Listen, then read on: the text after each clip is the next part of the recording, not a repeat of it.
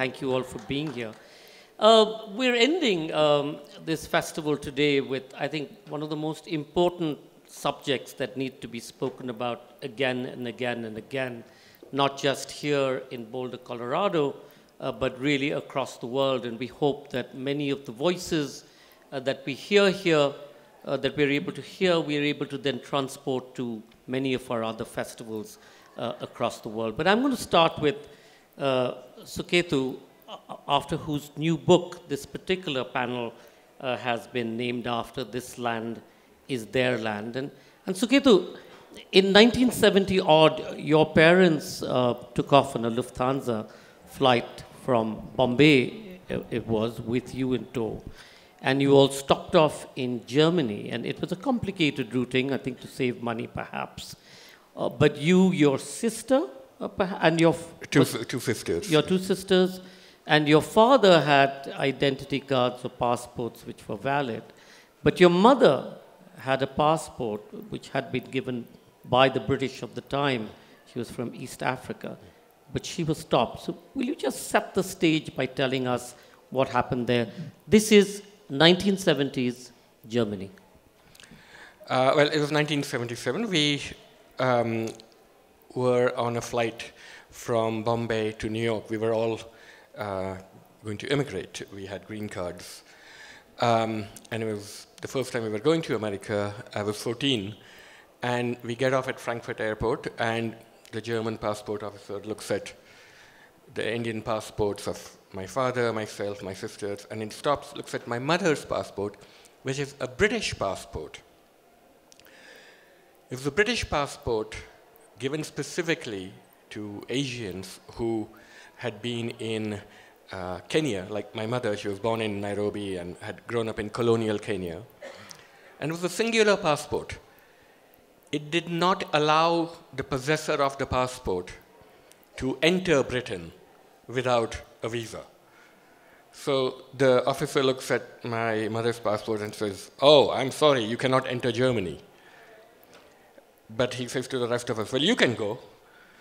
So we had to get a connecting flight. We were supposed to be on a connecting flight from Frankfurt to Cologne or something and get on a plane to America. But we all we were stuck in Germany, and then finally we got on an Air India flight, a direct flight, without entering Germany. So I narrated this incident in a piece I wrote for Foreign Policy to show that a passport is not a passport sometimes. It essentially was a mark of Cain for my mother and all the millions of other Asians who were in colonial Kenya, because Britain, even though they were British citizens, Britain didn't want them because they were brown. When Britain withdrew from the rest of its empire, the white British citizens were allowed, of course, to live in Britain, not the brown ones. So on this note, let me ask the audience, how many of your forefathers were immigrants to this country, or how many of you are immigrants to this country? So that's quite an overwhelming majority, more than what they say 1 out of every 30 people in the world today is an immigrant from one place to the other. That's it's quite interesting to see, and yet the world over we're building bridges, we're building walls, as opposed to building bridges to stop people from coming in. Jessica, your work, you've been sort of doing a big study at El Centro, at the El Centro Detention Center, which is not supposed to be a detention center. It's not supposed to be a prison, but the inmates feel that it is. And in El Centro is where those immigrants or those refugees, and we're going to make that distinction in a little bit between immigrants and refugees.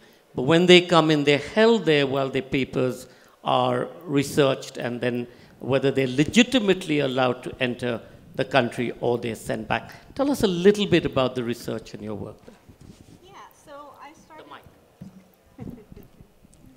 Hi, I started this project about 6 years ago when I started my PhD program. I had a lot of family members who had been detained, but there was a very large silence around the topic, and I realized that historiographically, there was a huge gap in the scholarship historicizing immigration detention centers. And so at first I just was very excited to do some research, and at first it was very broad. I wanted to look at the entire detention and deportation regime across the United States, but very quickly I realized that one, the sources were mainly classified, and so it was very difficult to get access to government information on this topic. And then secondly, there was so much to be said and so many questions that kept coming up. And so I narrowed the topic down. So now what I'm doing is just doing a very close study of the El Centro Immigration Detention Facility, which I don't know how many of you have been there, but El Centro is in Imperial County in the Imperial Valley, 2 hours east of San Diego. And it is a very small, isolated region, right? Not coincidentally or not, the facilities there. It is now closed. It closed down in 2014. But I was able to tour the facility before it closed down, and like you said, very much felt and looked like a prison. And so that was my introduction to the facility, and since then I've been transforming my dissertation into a manuscript that will really, rather than trying to trace the rise of immigration detention, I really ask, what are the functions, what is the purpose? And so I can say a lot more about that in the future. So Jessica, who are these people who are now being held there? Yeah, so because I'm a historian by training, my project actually starts in 1945, which is when the facility first opened. And it starts in 2014, but really I look back, right? And so there's been quite a bit of scholarship on the post-1980s period, and so I really look at World War II and sort of the rise of this facility. And at that moment, that facility only detained and held Mexican migrants. And so that's interesting in and of itself, right? It wasn't until the late 70s, early 80s that the demographics of the people held in the facility shifted to Central American asylum seekers, and then more recently, people from Somalia and Iraq, and sort of having a much more diverse demographic. But initially, it was intended for Mexican migrants crossing the US-Mexico border. Suketu, in one of the articles or books you've written, you've talked about how immigrants, or refugees, when they cross over, and I'm using America as a case, but it's true for across the world, that sometimes they enhance their story of the troubles that they have faced. And in this particular incident, this one immigrant then talked about not just the beatings, but her being raped and so on and so forth. And then you go on to talk about how there was a tutor who offered his services to tell her what's the best story to spin when they cross over. Will you tell us a little bit about what's the process now in actually making this happen, and what's the tragedies involved in this enhanced telling of the tragic story? Well, this is a piece I wrote in the New Yorker, which was tweeted out by none other than Ann Coulter, to my horror. And a few weeks ago, she got on Fox News and she said, even a liberal publication like the New Yorker says, asylum seekers make up stories. And I was waking up from a nap, and I looked at it, and so I started tweeting myself. I said, if you had 3 brain cells, Ann Coulter, you would realize that my article is the opposite of your racist statements about refugees. So what my piece was about was I followed a young African woman who had been beaten up in her country. Her entire family had been beaten up, so she fled here. And when she came here, I followed her for a year through the asylum process. So she met a Rwandan storyteller. So every community has these people who help people in their community negotiate the asylum process, which for most of them is, incomprehensible. In the Latino community, they're called notarios. And she met this Rwandan storyteller who gave her a narrative which he thought the American asylum system needed from an African woman. So if you're an African woman, since there's great sexual violence, he said, you should tell them that you've been raped. And she did so. I sat in the asylum hearing, and she talked about this experience of rape. She was feeling very guilty about it. But the hearing officer loved this story. And he kept pressing her for details. So where did the soldiers touch you? So what did they exactly do? Then he called her back another time to ask her more details of the rape. Clearly he was getting off it, and he granted her asylum. So the whole process is incredibly corrupt and compromised. And the problem is that the woman who claimed asylum, by the legal standard of who has the right to asylum, a well-founded fear of persecution, she absolutely had this. She didn't need to make up the rape story. She didn't need to embellish. But because asylum seekers, the majority of them have no legal counsel, they have to rely on these informal advisors in these communities who think that they have a narrative, and the system demands a narrative. If you give the system the narrative it wants, then you have a better chance of getting asylum. So my piece was about storytelling and how broken the asylum system is, and it doesn't work for anyone. It doesn't work for the US government. It certainly doesn't work for the asylum seekers. I'm going to come back about Europe and talk about the tragedies of refugees and people moving across. But Lynn, you know, the world over,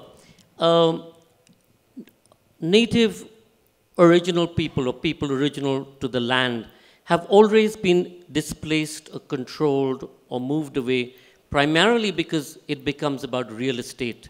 And many of the indigenous people, not just here in America or Canada, but certainly now in India more and more, in Australia, etc., the places that they rest in, those are places of great value and wealth and mineral and forests, etc. And there is a need for the dominant community who's taken over to be able to wrest it from them. Will you tell us a little bit about your struggle? For those of you who don't know, in 2017, Lynn won a court case which she fought for 32 years. And she fought for the right to be called a native Indian in Canada.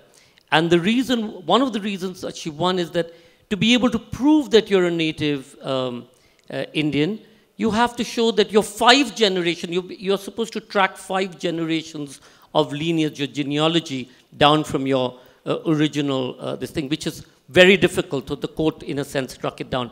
And one thing that you wrote about, which really came home to me, is as a kid, you went fishing. And in fishing, you felt that it was something that was illegal that you were doing. Tell us a little bit about the growing up period and your thoughts there. Sure. Kwe, makanak dodam. Hi, Kwe. I'm so happy to be here.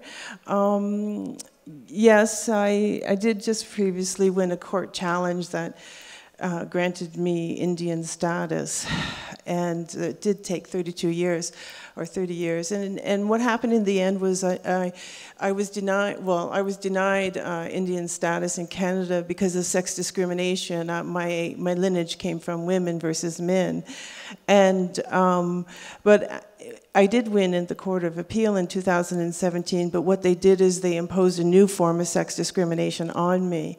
So Canada has this long history of eliminating Indians, and it's still going on today in 2018, even though Canada is talking about reconciliation and nation to nation, their policies and laws of genocide continue.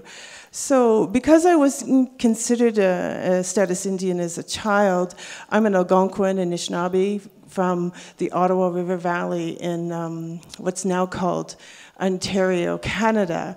And Canada's parliament buildings squat on my traditional territory, and I've never gained anything from that. They take all the land and all the resources, and they put, I ended up growing up in Toronto in the slums with no benefit of the resources that Canada was extracting out of our land.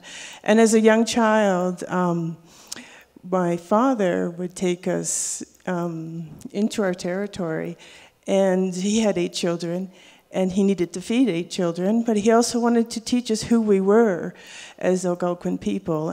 And we would fish in the lakes, and we would do it illegally because because we weren't considered Indians.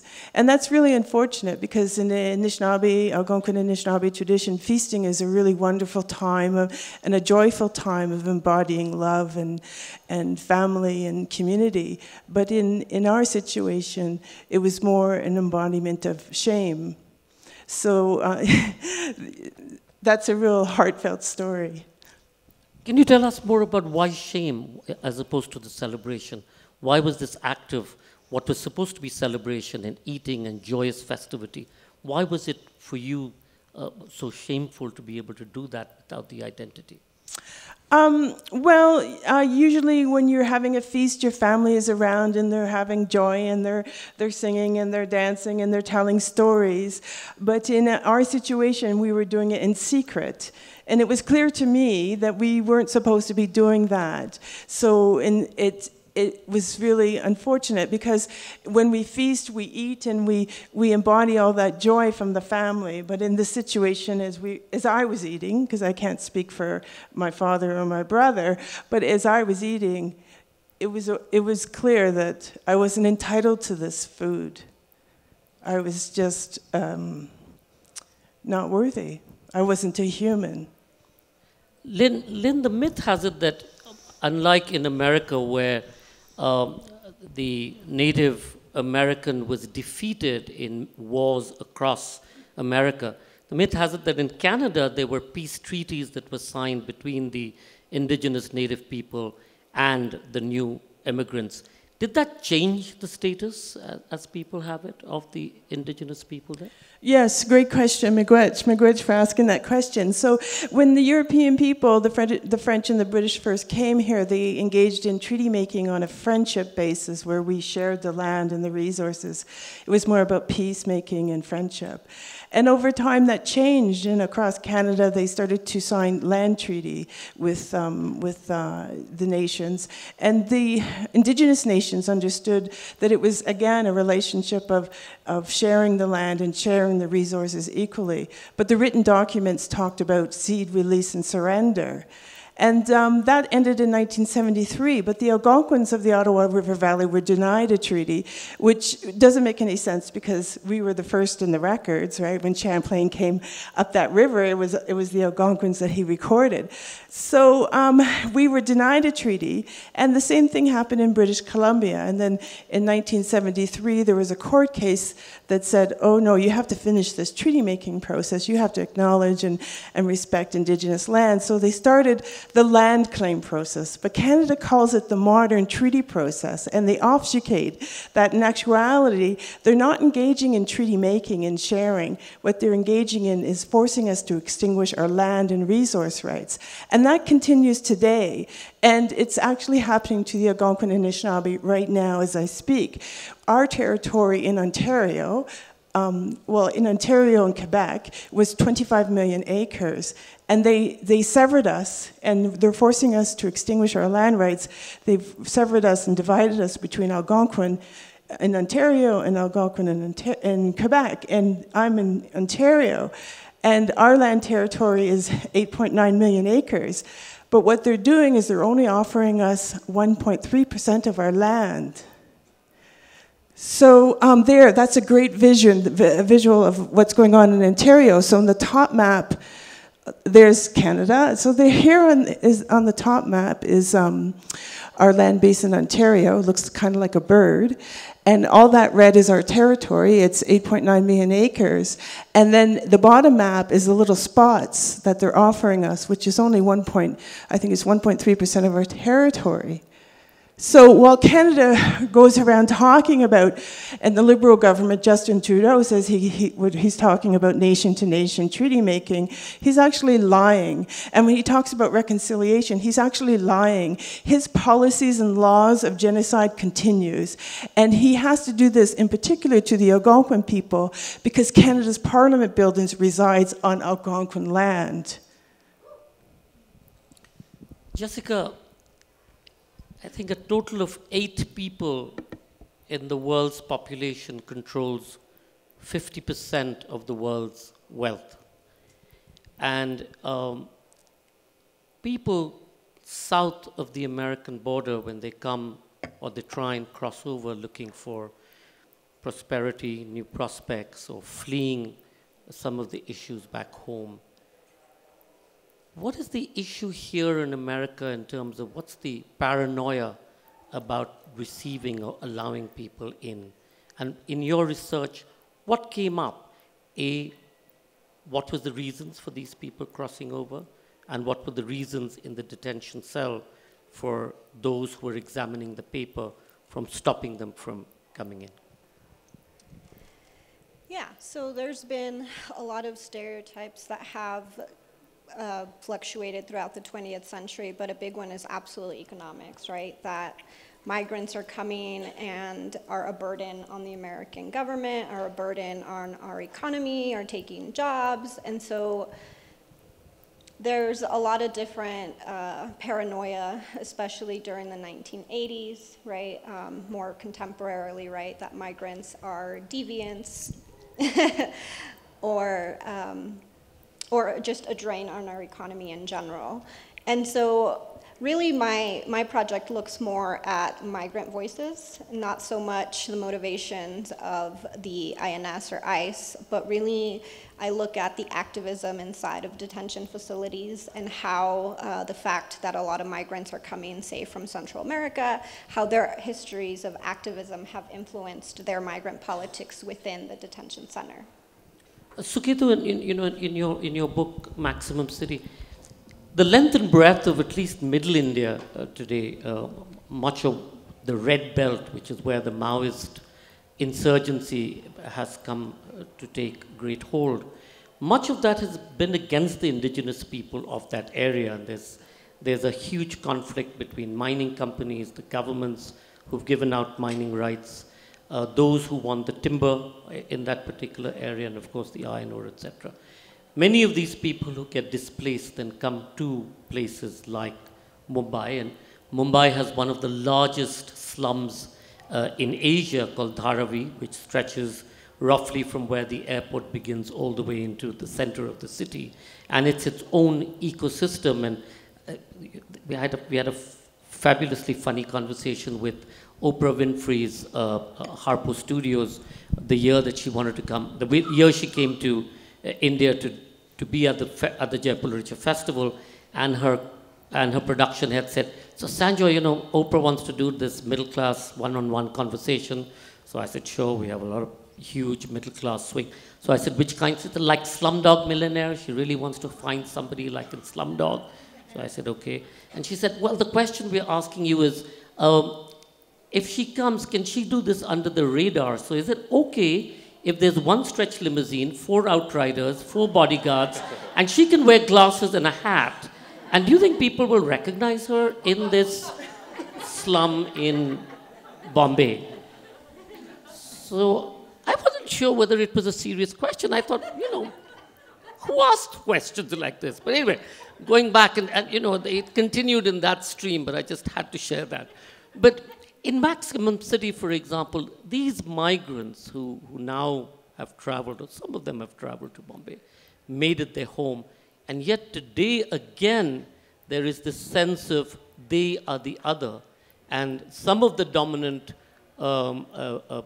political parties there are using that in many different ways to bring about the division between the people of Maharashtra or the Marathi Manus and the migrants, whether it's from Bihar or from the tribal areas. Yeah, so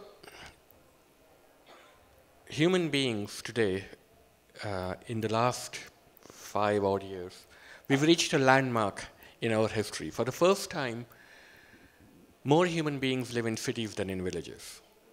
It's an enormous shift, and for most of our history as a species, we've lived close to the land, close to where our ancestors dwelt. We've migrated around the world, but the stampede to the cities is a new phenomenon. So New York is panicking because it's going from 8 to 9 million people. Over the next 20 years, we'll add 1 million people.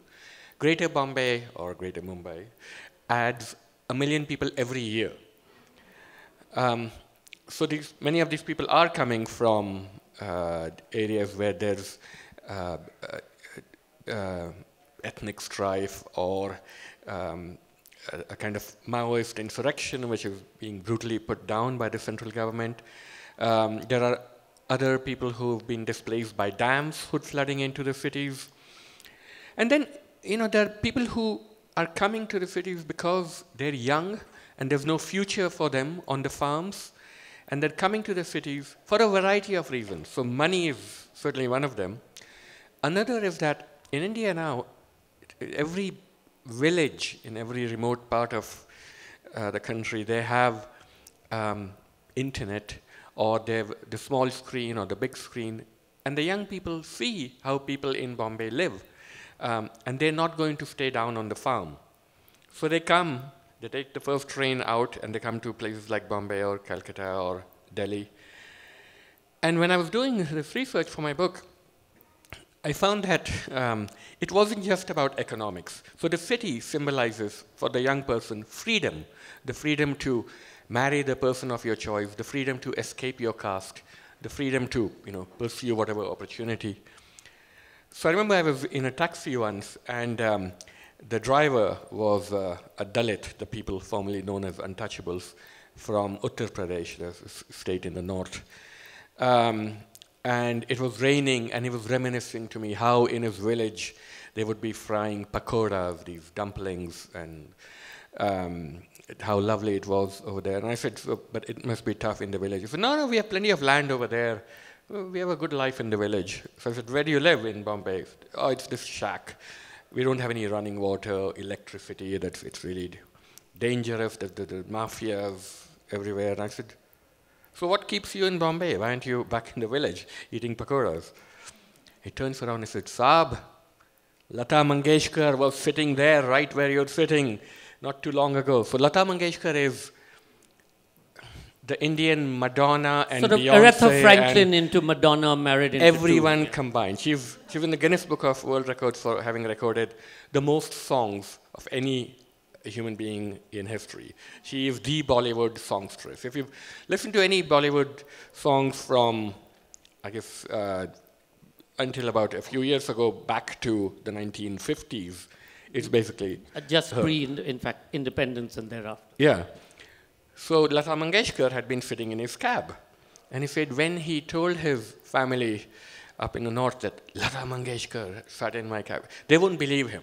It would be as if a god had come down from the skies. And so I realized, listening to him, that part of the reason people move to cities is also metropolitan allure. It's why the Iowa farm boy might have gone to New York during the Depression. Part of it is economics, but part of it is just the story of New York. So Bombay is, of course, the home of Bollywood, and its attraction, its myth, its legend is spread to screens all over the vast country. And it plays no small role in attracting migrants. So the rest of that Oprah Winfrey story was that I get this call suddenly, and there's like hysteria, the production head, and they say, Sanjoy, there's disaster. So I said, what happened? No, you can't understand. It's absolutely, everything is falling apart. I said, what happened? They said, do you know, we've set up the shot, we've found this place in Dharavi, and now we can't shoot. So I said, what happened? They have a fridge and a television in the room. So I said, and?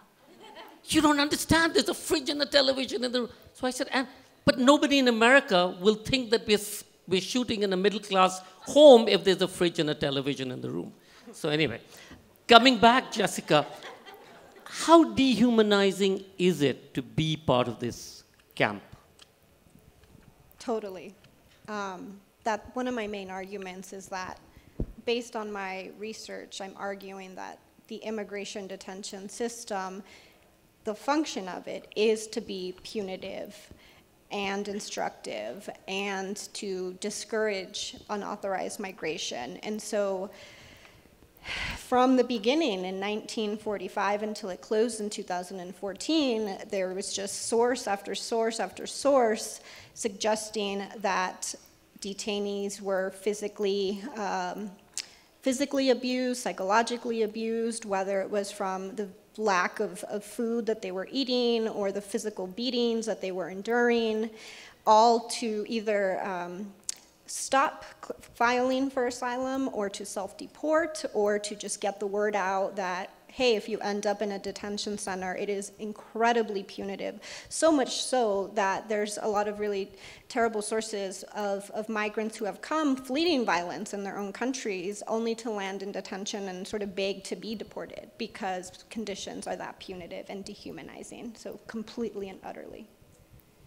Lynn, have the indigenous people or the First Nation people, have they started becoming part of the political process to be able to fight for this right to, in your philosophy, have a good life or lead a good life?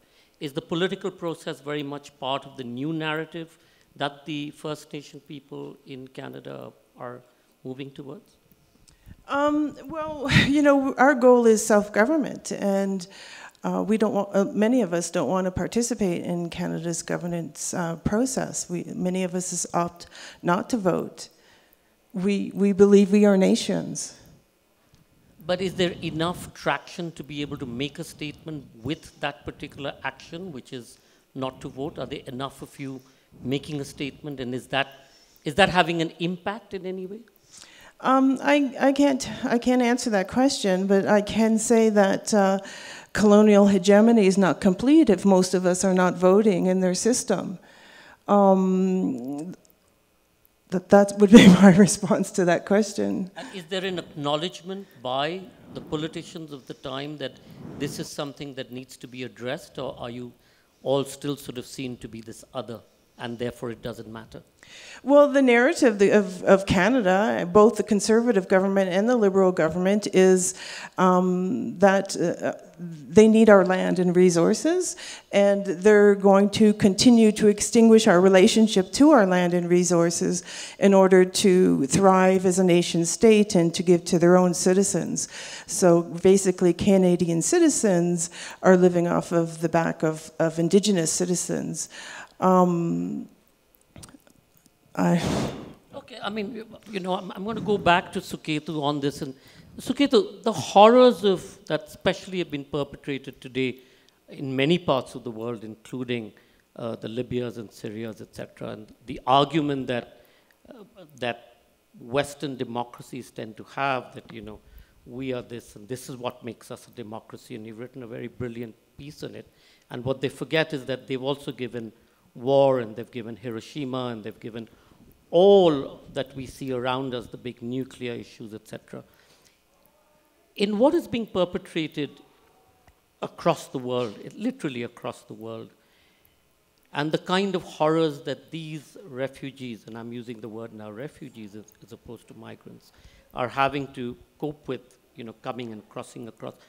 How do you see this sort of, you know, because if you look at Europe now, if you looked at the most recent elections, whether it's in Sweden or Germany, the new government that's coming in, we are again moving very much to the right in every sense of the word.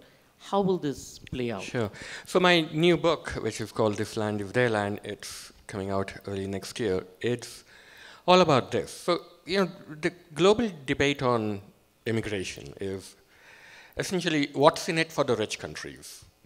If we Americans let in Central Americans, if the British let in Nigerians, like, will these newcomers be good little immigrants and, you know, play baseball or cricket and assimilate or not assimilate? Will they be good for the economy? And what I want to ask is, why are these people moving in the first place? So my book begins with a story my grandfather told me. My grandfather was born in India, grew up in colonial Kenya, and then retired in London where his son was living. So my grandfather was sitting in a park one day, and this elderly British man comes up to him and says, "Why are you here? Why don't you go back to your country?" And my grandfather says, "Because we are the creditors. You came to my country, you took all my gold and my diamonds, so we have come to collect. We are here because you were there."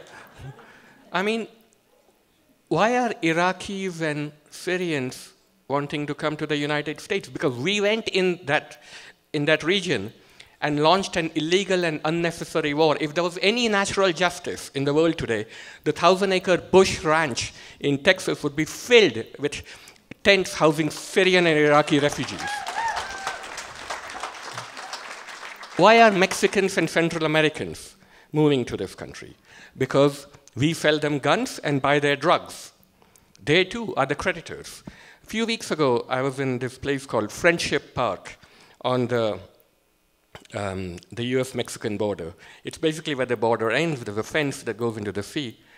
It's the most heartbreaking place because it's the one place along the entire border where people who have their families on the other side, people here who lack the papers or only have a work authorization, they can meet their families face to face, but across a thick double fence made of a very thick iron mesh. So I saw a man, a Mexican man, meeting his mother after 17 years. And he comes up to the fence, puts his face there. His mother had come from a remote village, and she put up her face. And he was talking and weeping. They're only allowed to meet for 10 minutes at a time, and they're not allowed to touch. So you know what they can do? They put their pinkies through the mesh. That's all that'll fit through the mesh. And on the other side, his mother puts her pinky through, and it's called the pinky kiss. As they touch their pinkies and they tell each other how much they love each other and how much they miss each other. I went to Tijuana. I spoke to women fleeing violence in Central America. Violence which was caused in Los Angeles when we deported enormous numbers of young Central American men and sent them back to a place which they didn't know at all, and they now are called MS-13. They've turned the Northern Triangle, the homicide rates are indicative of a civil war. So I met a young Honduran mother, she was 23, and she had this adorable 14-month-old baby. And she was going to claim asylum because the gangs had come for her family in her village in Honduras. And I said, you know, you're going to be looking for asylum, but they're going to take your baby away from you. And she had tears in her eyes. She said, I would rather never see my son ever again and know that he was alive somewhere than have to put him 6 feet below the ground in my village. So this is the whole staggering hypocrisy of global migration, that the rich countries, through colonialism, war, inequality, and climate change, have stolen the future of the poor countries. And now these people have no option. We've rendered them desperate and starving. And they have no option but to come to these countries, not to rape and to loot, but to clean toilets and work in the farms. And so what I'm calling for is immigration as a form of reparations. Jessica, when this whole recent law came into effect, or the law sort of lapsed, and where families were wrenched from each other, and children were displaced, and the adults were taken away. In El Centro, was any of these people also part of this particular? No, only because that facility closed down in 2014 and it only ever held men.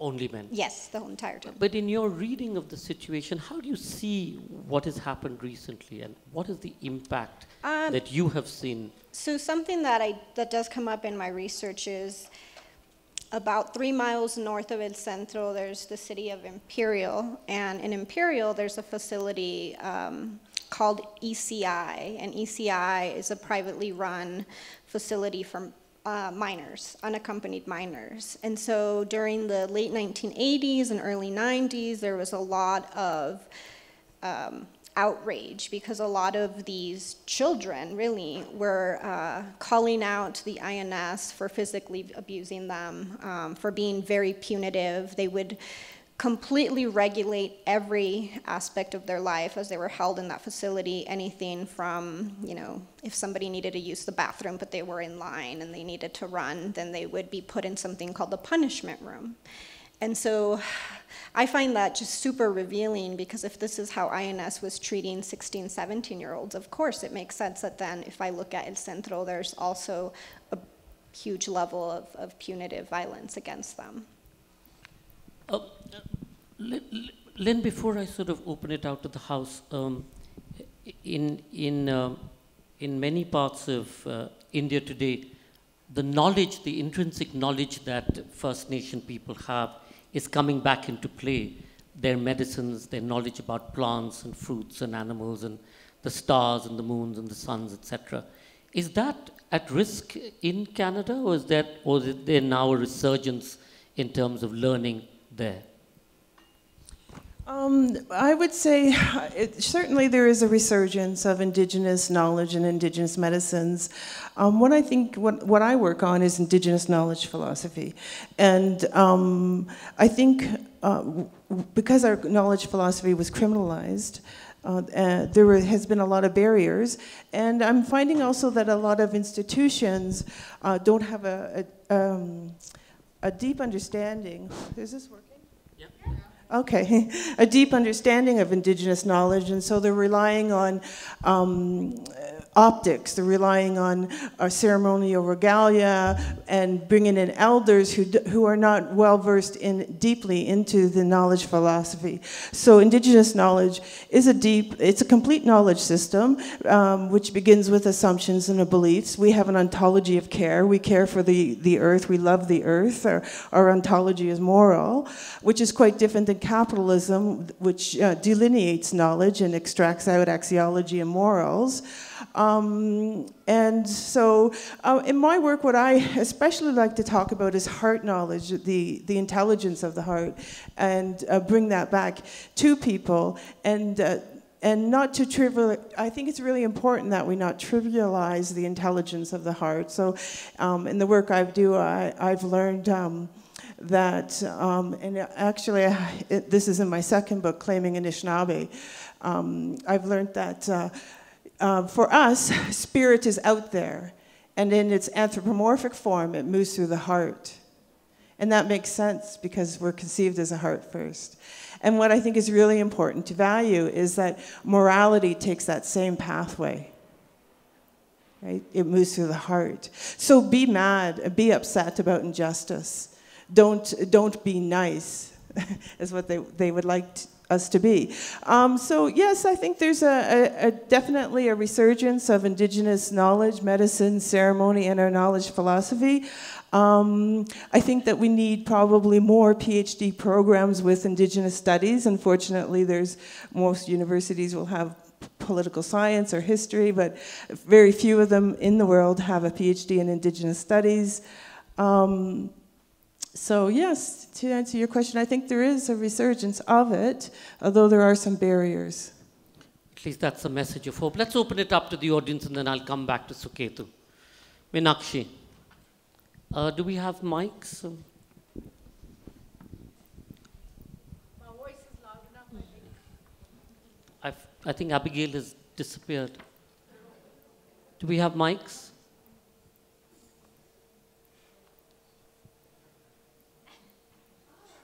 I've opened it up, Meenakshi. Figuring this out, as a matter of fact. I'm sorry, put your hand up. There. Ah, okay.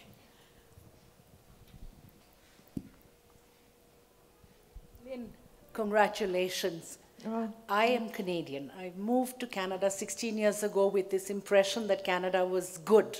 And then I read Sheila Scott Clothier's book, The Right to be Cold, which she talks, was a senator, where she talks about the indigenous people of the Arctic, how we've taken away their traditional food, their hunting grounds, and that kind of made me go deeper into it. I went up north, and it is pathetic to see within a first world country, there is a third world country existing up there. And I just wanted to bring that to you and say thank you for bringing these issues out into public. Okay, Miigwech, thank you very much. It's not an easy task, it's a very difficult task. No. More so when your language was taken away from you, everything was taken away from you. Yes, centuries of policies and laws that took our land away, taxed our land when we weren't in the wage economy, criminalized our knowledge system, and at one point, I think it was in 1923, they made it illegal for us to hire lawyers to gain our land rights. So a lot of people think that Indigenous people sat around and let it all happen, and that's absolutely not true. There's been centuries of policies and laws that have engaged in cultural genocide. And it's not soft. Cultural genocide is not soft. The problem, the real issue with cultural genocide is it's so insidious that it'll happen right in front of your eyes and you won't even see it. And it can go on for centuries. Now, some people will say, well, Lynn, you know, you live in Canada and you're not being beheaded. You're pretty fortunate. That's the wrong thing to say to me. Wrong thing to say to me. Questions? Oh, sorry. Sit. Don't worry. We can see you. Lynn, I have a question. As an academic, how can academics in the U.S. help with the creation of an Indigenous doctorate, a doctorate in Indigenous studies? Well, it has to be rooted in Indigenous knowledge philosophy. It can't be rooted in history or sociology. I would say reach out and find the Indigenous knowledge philosophers. And there are a lot of us now with PhDs, although it may be not in Indigenous studies, like mine is in Indigenous studies. I think there's importance, it's really important to understand the difference between having a historian take on an Indigenous topic. And what I did is I looked at the land claim and self-government process in Canada, and I used an Indigenous methodology. I used heart knowledge, for example. It was one of my methods. I talk about that in The Truth of Wampum Tells. So there are models out there. I think there's one in, isn't there not a PhD in Indigenous Studies in Arizona? One of the universities? A lady here and then. To everyone, how do we end the fear of the other? Learn their language. Learn their knowledge philosophy. You know, Indigenous knowledge philosophy is really for everyone, right? We care for the land and we care for the water. We're not your enemy. Your nation state is your enemy that's using your land and resources, right? Jessica? As a historian, I definitely think like being very familiar with the past and contextualizing, right, fears or stereotypes, I think is important. Suketu? What Lynn said, learn your language, and I have a story in this regard which actually helped me see how you could open, you know, I'm often asked, am I advocating open borders? I don't know about that, but what I am advocating is open hearts. So my son, Gautama, when he was going to school, he'd grown up speaking mostly Gujarati in our home in New York. And so for his first day in school, I'd taken him to the local YMCA and picked him up 3 hours later, and I found that he was playing in one part of the room all by himself, and all the other kids were, because he couldn't speak English. So I took him to another school. It was called the 3rd Street Music Settlement. This being New York, it had shifted to 11th Street. But I went in and I told the teacher, before I brought in my son, he's going to need a transition time before he can speak English fluently. So she said, don't worry, the language of instruction here is music, and I'll take care of him. And she was seated behind a piano, and there were all these kids, little American kids, Japanese kids, French kids. And she said, when you bring in your son, bring in a tape of a song that he really knows in his language. So there's a song which I sang to him every night. It's a lullaby, which those of you who are Indian would know. It's la la la la lori, dood ki katori, dood met batasha, munna dekho tamasha. So he, you know, this is the song he'd listen to every night. And I taped it. He goes to school on his first day. And he's apprehensive because he stands at the door of the classroom watching all these little kids. Will they accept him? And the teacher said, children, this is Gautama, and let's learn a song in Gautama's language. And she bangs out on the piano, and she gets them all to sing along, la la la la lori. So all the little Japanese, French, American kids start singing in Hindi first. By the end of the week, Gautama was speaking English, because they had accepted him, and they had made him feel comfortable in his language. And then, of course, he was going to pick up whatever language they threw at him. So I think, how we accept the other, when we bring in immigrants, it's so important for us to understand that they come with a language and a culture of their own. And if we respect that first, then they will most certainly respect whatever other language and culture this land has to offer them.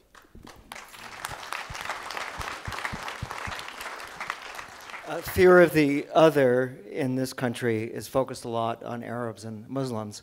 I feel a need to say, since I taught in Dearborn, Michigan for 46 years, and that's the place, the people go to interview Arabs and Muslims when there's something that happens that they want information about. But my experience has been, not only are some of them creditors, but so many are enormous contributors.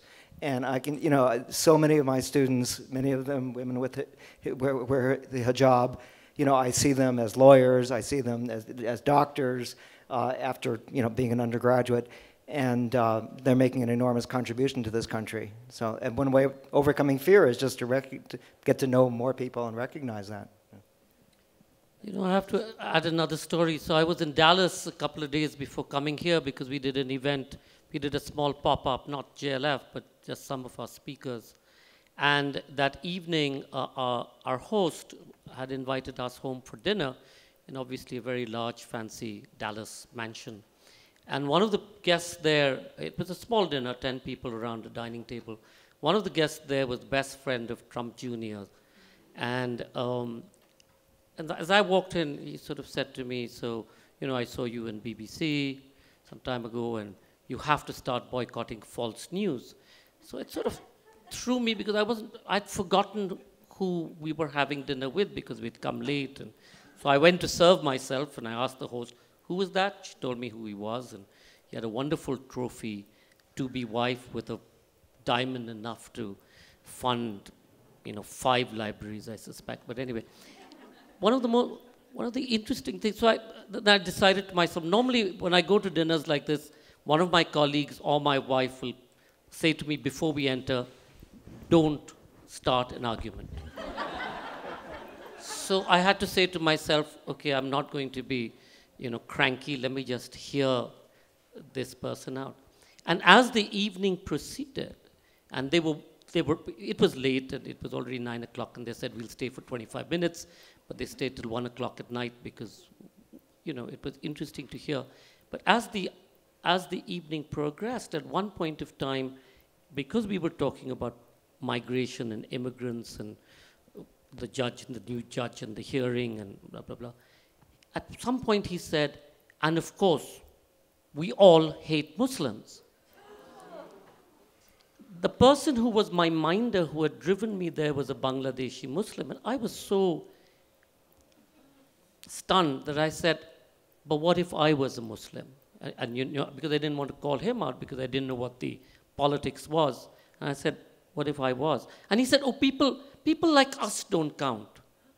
So in that people like us don't count, it's also about the economic factor because, amongst the rich set, that seems okay.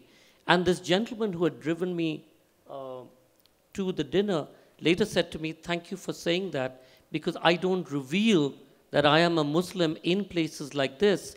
I use another name which is more a neutral Hindu name, which was it was beyond fascinating for me to hear somebody say this up front, in not quite a public gathering. But so while we say, yes, they do all of this thing, I think one also has to acknowledge that the fear of the other is also this, it is about the dress and the form, and it's not just about who they are or what they are from. It's that image that becomes the fearful image. But anyway, another question? Sorry. Yeah, I liked what you said about reparations, okay? I graduated in labor relations, and my I retired. My last assignment was in Srinagar, in Kashmir, working for UN High Commission on Refugees. And I see the one word I haven't heard here is sustainability. And a lot of this has been caused by global warming. A lot of it has been caused by that the United States has turned over basically the daily running of our country to corporations, which is the arm of our foreign policy in Central America and Mexico. And I remember, if you're old enough, you remember the Great Boycott for the Chicano Farm Workers Union in California. Well, when Ronald Reagan came into office of presidency, he amnestied 12 million illegal immigrants. He destroyed the United Farm Workers Union gains in decent housing, education, so on and so forth. So it's a much more complex, I mean, a lot of people don't realize how complex this is. In Kashmir, Hindus are being driven out by Muslims. So, you know, you can say, well, Muslims are suffering here, and, you know, but Hindus are suffering there. This is a nationwide thing. And, you know, the war in Syria really was caused by global warming. There were droughts. People came into the cities. There wasn't enough water. There wasn't enough housing. And that was the impetus for the uprising against the Assad regime. Now, the Assad regime is run by the Assads, who come from a minority tribe in Syria that had been downtrodden for years, and the only way up when you're an Alawite was to join the military. So they joined the military, and then Assad's father, who was a colonel, led an uprising, and so now you've got the balance shifts. So, you know, I mean, it's always one thing or the other. It's always going to go one way or the other. Right, absolutely. The situation is incredibly complex, but what is not complex are, you know, the bare facts. We, the United States, have put 1/3 the excess carbon in the atmosphere, and the EU, another quarter. We've made the world uninhabitable, and we're the only country that have withdrawn from the Paris Accords. The Trump administration is an existential threat to the planet. So when people move out of these overheated places, there are entire nations that are going to cease to exist by the middle of the century because they'll be underwater. Whose responsibility is? Actually, it's the rich countries. We've consistently fouled the atmosphere, and with our corporations, as we pointed out, we've gone into the rest of the planet and looted them dry. If you look at the history of European corporations in Africa, or American corporations in Latin America, I mean, there were entire countries that were run for the benefit of United Fruit. That's where the term banana republic comes from. So, you know, yes, history is complex. The war in Syria wasn't just caused by American intervention, but certainly the United States going into Iraq and creating this war destabilized the entire region. And if you say it's ascribable to drought and climate change, where there too we're responsible. So what do we do in the end? Well, here's the happy ending for the rich countries. The immigrant armada that is coming to your shores is actually a rescue fleet, because without immigrants, we'd all be sunk. Social security would go bankrupt by 10 to 15 years if it's not for immigrants. Every serious economist recognizes that the contribution of immigrants to countries like the United States far outweighs the costs of immigrants. Canada is actually increasing its immigration population threefold. You know, and let's look at it. People talk about this, you should come here legally, and you know, it's a country of laws. You know, the only people that actually have the right to decide who's here legally and not are Lynn's people. It's really your people who should decide immigration policy for North America, the indigenous peoples. On that note, I'm going to have to bring this wonderful session to an end. I can hear the drums of change coming up, drifting up through the library to announce the coming to a close of this wonderful 2.5 days. And really want to thank Suketu. You've traveled from far to come here to be with us. Thank you so much. Jessica, thank you for doing what you've been doing. And Lynn, more strength to you and to all your people. And may we collectively, hopefully, have many more of these platforms to have conversations from. And to all of you, thank you very much. We'll wait for the drums and we'll then conclude today evening. Please stay with us.